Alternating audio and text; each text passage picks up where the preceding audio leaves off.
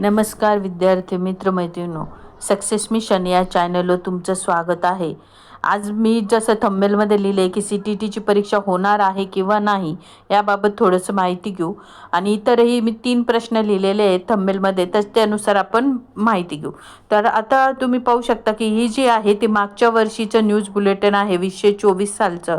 ज्यावेळेस CTTची जी परीक्षा होती ती त्याचं नोटिफिकेशनही 17 तारखेला आलेलं होतं आणि त्या आधीच नोटिफिकेशन आलं आणि 17 तारखेपासून फॉर्म भरायला चालू केलं होतं, 17 सप्टेंबरपासून ते 16 ऑक्टोबरपर्यंत. परंतु अजून देखील CTTचे कोणत्याही प्रकारचं नोटिफिकेशन हे आलेलं नाही आहे. यामागं काय कारण असेल आपल्याला माहीत नाही, पण बहुतेक करून जर सिलेबस चेंज होणार असेल तर तुम्हाला नक्कीच CTTच्या वाट पाहण्यापेक्षा तुम्हाला TET जी परीक्षेचा अजून फॉर्म फिलअप करणं चालू आहे, जे 3 ऑक्टोबरपर्यंत होणार आहे, तर ते परीक्षेचा फॉर्म तुम्ही नक्की फिल करा. जर CTT यावर्षी होईल की नाही याची माहीत नाही, कारण जर या महिन्यात नाही पुढच्या महिन्यात जर CTTचं नोटिफिकेशन आलं तर ती परीक्षा होणार जानेवारीमध्ये. तर त्यामुळं सांगता येत नाही. जर सिलेबस चेंज करण्यासाठी म्हणून जर त्यांनी दिले असेल तर मग CTTचा पेपर काय होईल, टफ होईल.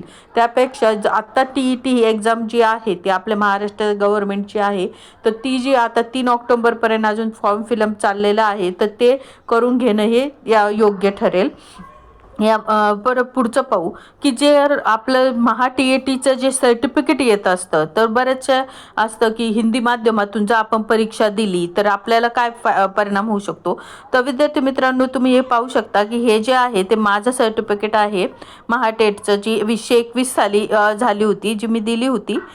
दुसरा पेपर होता तो मी दिला होता आणि माझं जे CTTचे आहेत ते माझे दोन्ही क्वालिफाय होते, त्यामुळे मी फर्स्ट पेपर दिला नव्हता. द्यायचं म्हणून एक एक्सपिरियन्स म्हणून मी हा दुसरा पेपर हा महाटेटचा दिला होता.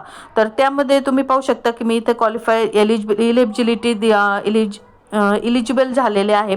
शिवाय तुम्ही पाहू शकता की इथं आपल्याला हे जे सर्टिफिकेट असतं त्यावर काय काय येतं. तर इथं तुम्ही पाहू शकता, इथं तुमचा आसन क्रमांक येतो, परीक्षार्थीचं नाव येतं आणि माध्यम, म्हणजे तुम्ही ज्या माध्यमातून पेपर देणार आहात, म्हणजे मराठी माध्यमातून देणार तर मराठी माध्यम येतं, इंग्लिश, उर्दू, जे काही हिंदी, तर इथं तुम्हाला ते माध्यमाचं नाव इथं येतं. त्यानंतर तुमचं जे आरक्षण प्रवर्ग आहे, म्हणजे तुमचा कोणता असेल तो, ओपन कॅटेगरी असो, SC ST OBC जे काही आहे ते आरक्षण प्रवर्गाचं देखील इथं येतं. विकलांग दिव्यांगत असेल तर ते देखील इथं येतं. शिवाय तुम्ही सेकंड लँग्वेज कोणती निवडलेली आहे ते येतं. ऐच्छिक विषय कोणता आहे तुमचा, म्हणजे सोशल सायन्स आहे माझा, तसंच ज्यांचं गणित आणि मॅथ्स असतो त्यांचं सायन्स येतं.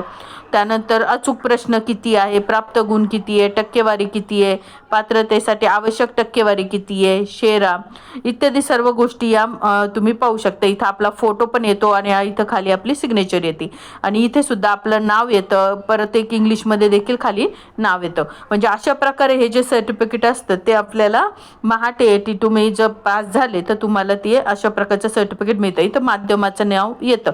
परंतु माध्यमाचं कसं आहे की तुम्ही हिंदी माध्यम जरी निवडून, तुम्हाला इंग्लिश जर टफ वाटत असेल, तुम्ही जर हिंदी माध्यम घेऊन जरी ही परीक्षा क्वालिफाय झाले, जरी इथे हिंदी माध्यम आलं तरी असा काही प्रॉब्लेम येत नाही की तुम्ही मराठी शाळांना अप्लाय करू शकत नाही किंवा पवित्र पोर्टलच्या मराठी माध्यमाच्या शाळांमध्ये ॲप्लिकेशन करू शकत नाही, असं काही होत नाही. तर मी याबाबत चौकशी देखील केलेली आहे.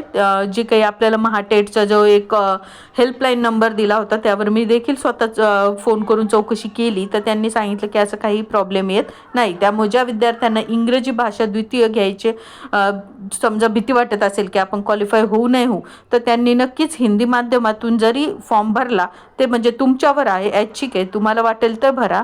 नाहीतर तुम्हाला जर इंग्लिशमधून भरायचं असेल, सेकंड लँग्वेज इंग्लिश घ्यायची असेल तर तुम्ही घेऊ शकता. जर तुम्ही मराठी प्रथम भाषा घेतली तर दुसरी भाषा तुम्हाला इंग्लिश घ्यावी लागते. त्यामुळे जर ज्यांना इंग्लिशची भीती वाटत असेल ते हिंदी माध्यम घेऊ शकता. त्यासाठी मी तुम्हाला महाटेटचं आपलं सर्टिफिकेट कसं असतं हे देखील दाखवून दिलं. तसंच तुम्हाला अजून एक सांगायचं की पवित्र पोर्टलवर ज्यावेळेस तुम्ही रजिस्ट्रेशन करताल तर त्यावेळेस देखील तुम्हाला तिथं जे काही स्वप्रमाणपत्र असतं त्यावर कोणत्याही प्रकारचं माध्यम लिहावं लागत नाही. त्यामुळं तुम्हाला काही त्याची काळजी करण्याची गरज नाही की हिंदी माध्यम घेतलं तर आपलं तिथं हिंदी माध्यम लिहावं लागेल, असं काही नसतं. त्याच्यावर ते काही मेन्शन करायची गरज नाही आहे. पुढं पाहू तर ज्यांनी हिंदी माध्यम घेतलंय, समजा ज्यांनी हिंदी माध्यमातून आता अर्ज केलाय, तर त्यांचा पेपर कसा येतो पूर्ण, तर तो आपण पुढे पाहू. आता हे पहा, हिंदी माध्यमाचा जो पेपर आहे तो पहा, पहिलं माध्यम कोणतं दिलेलं आहे इथं, हिंदी. म्हणजे इथं जे आहे ते हिंदी माध्यमाचा पेपर आहे. तर हा हिंदी माध्यमाचा पेपर तुम्ही पाहू शकता. तर पहिला भाषा लँग्वेज हिंदी, त्यामध्ये अशा प्रकारे आहे पहा. त्यानंतर दुसरी जी लँग्वेज येते ती मग तिथं तुम्ही काय निवडू शकता, इंग्लिश किंवा मराठी निवडू शकता. जसं मी तुम्हाला मागच्याच वेळेस सांगितलं की मराठी आणि हिंदी यांचं ग्रामर जे आहे ते जवळजवळ सारखंच असतं. त्यामुळे जर ज्यांना इंग्लिशमध्ये थोडा जरी प्रॉब्लेम वाटत असेल की बाबा आपण क्वालिफाय होऊ की नाही, तर मग त्यांनी मराठी माध्यम घेऊन म्हणजे हिंदी माध्यम घेऊन दुसरी लँग्वेज मराठी घेऊन जरी पेपर दिला तरी ते इझिली पास होऊ शकतात. कारण मराठी आणि हिंदीचं ग्रामर बऱ्यापैकी सिमिलर आहे. तर पाहूया आपण हा पेपर, हिंदी माध्यमाचा पेपर आहे पहा. आता इथे इंग्लिशचा, ज्यांनी इंग्लिश घेतली असेल सेकंड लँग्वेज त्यांचं इंग्लिश, आणि आता इथे पहा मराठीचं आहे. इथं 31च्या पुढे हे द्वितीय भाषा मराठी. आता त्यानंतर बालमानसशास्त्राचे ज्यांना वाटत असेल की मग हिंदी माध्यम घेतलं तर मग हिंदीतून प्रश्न येतील, तर तसं नाही आहे, मराठीतच प्रश्न आलेले आहेत पहा. तुम्ही पाहू शकता बालमानसशास्त्र वाद्यापनशास्त्राचे प्रश्न जे आहेत ते मराठीतच आलेले आहेत. त्यानंतर इंग्लिशमध्ये, परत मराठीमध्ये, परत इंग्लिशमध्ये, अशाच प्रकारे बालमानसशास्त्राचे प्रश्न आलेले आहेत पहा. त्यानंतर गणिताचं सुद्धा तसंच आहे, मराठी इंग्लिश, मराठी इंग्लिश, हा पहिला पेपर आहे. त्यानंतर परिसर अभ्यासाचं देखील तसंच आहे. तर पहा इथे मराठीतून प्रश्न आलेले आहेत, तर इकडं इंग्लिशमध्ये आलेले आहेत. म्हणजे बाकीचे विभाग जे असतात त्याचे प्रश्न हे मराठी आणि इंग्लिशमध्येच येतात. तर इथं हे 150 प्रश्न हे तुमचे संपलेले आहेत. इथं तुम्ही पाहू शकता मराठीमध्ये पण आलेले आहेत आणि इंग्लिशमध्ये पण आलेले आहे. तर विद्यार्थी मित्रांनो, हेच तुमच्याबाबत शेअर करायचं होतं की ज्यांनी हिंदी माध्यम घेतलं किंवा ज्यांना घ्यायचं आहे तर त्यांच्यासाठी त्यांना असं कोणताही गैरसमज करून घेऊ नका की हिंदी माध्यमातून प्रश्न येणार आहेत की प्रॉब्लेम होईल. त्याचं काही नाही, कोणत्याही प्रकारचा प्रॉब्लेम हा येत नाही.